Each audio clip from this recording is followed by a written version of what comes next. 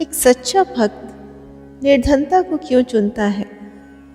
दरिद्रता में क्यों रहना चाहता है? दीनहीन अवस्था को क्यों चुनता है? क्योंकि जो सच्चा भक्त होता है वो किसी न किसी पूर्व जन्म में तपस्या कर चुका होता है और वरदान स्वरूप ईश्वर की भक्ति या उनका प्रेम मांग चुका होता है और उस वरदान की पूर्ति के लिए किसी विशेष जन्म में उसके साथ ऐसे कारण बनते हैं जिससे वो ईश्वर की ओर अपने मन को और अपने जीवन को समर्पित कर सके। यदि आपको सारे सुख प्राप्त हैं तो आप ईश्वर को सच्चे मन से याद नहीं कर सकते।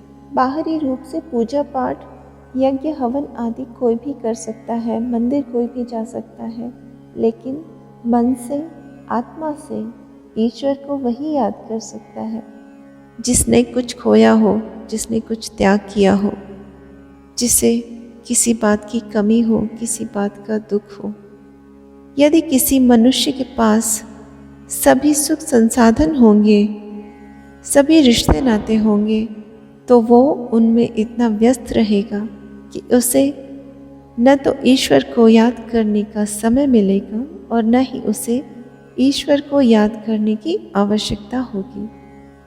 जब उसके पास सब कुछ है, धन संपत्ति, रिश्ते नाते, पद, शक्ति इत्यादि सब कुछ, तो वो किस कारण से ईश्वर को याद करेगा? वो इनके भोग में लग जाएगा। मनुष्य की प्रवृत्ति है कि वो उसे चुनता है जो आसान होता है। तो सुख संपत्ति, रिश्ते नाते, धन संपदा इत्यादि होने के बाद उसके लिए क्या आसान है? इनका भोग या इनसे दूर रहना। जब ये सारी वस्तुएं मनुष्य की पहुंच के अंदर है, वो आसानी से इनका भोग कर सकता है, तो वो वही करता है। और जब वो भोग में लिप्त हो जाता है तो उसे ईश्वर के महत्व की, उसकी कृपा की कोई आवश्यकता नहीं होती।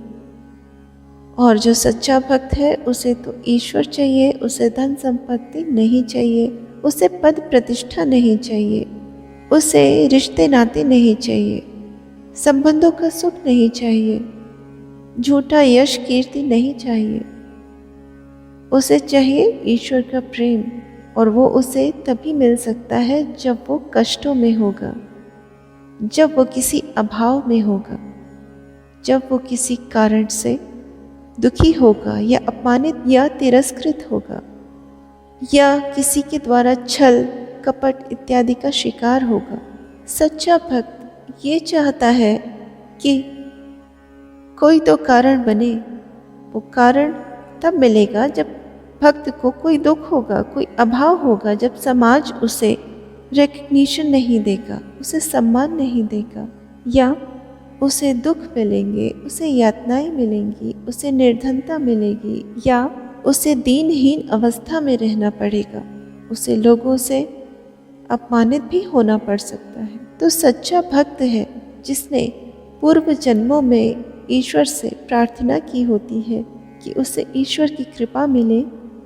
वो भक्त यही चाहता है कि उसके साथ ऐसा कुछ हो जिससे उसे ईश्वर प्राप्त हो, और ईश्वर तभी प्राप्त होंगे जब आप किसी वस्तु से वंचित होंगे, किसी सुख से वंचित होंगे।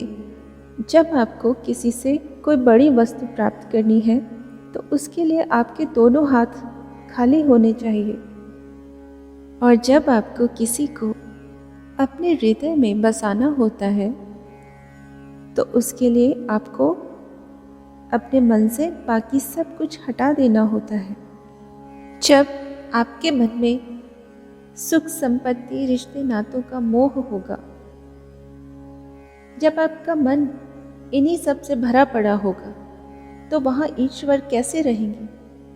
जब आप अपने मन को खाली करेंगे तभी तो ईश्वर के लिए स्थान बनेगा, और उसके लिए शारीरिक या मानसिक पीड़ा को सहन करना पड़ सकता है। और क्योंकि ईश्वर को पाना कठिन तपस्या के बाद ही संभव है, इसलिए ईश्वर अपने भक्तों से इसी प्रकार की तपस्या करवाते हैं।